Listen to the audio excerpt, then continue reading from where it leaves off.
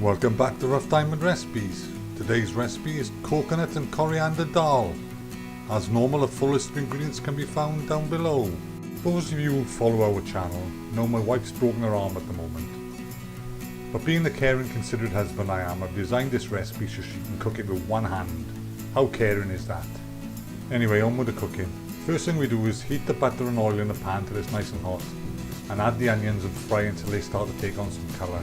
Yes, we know, Petter. Caramelising the onions makes a big difference to this dish. You won't end up with something that looks like this.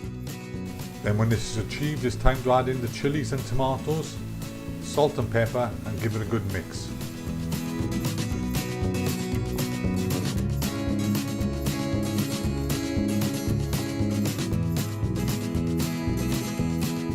Continue to fry the tomato mixture off for 5 or 6 minutes until the tomatoes start to break down.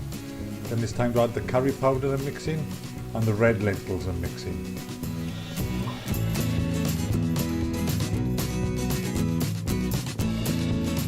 When this is done, it's time to add in the coconut milk and give it a thorough mix together.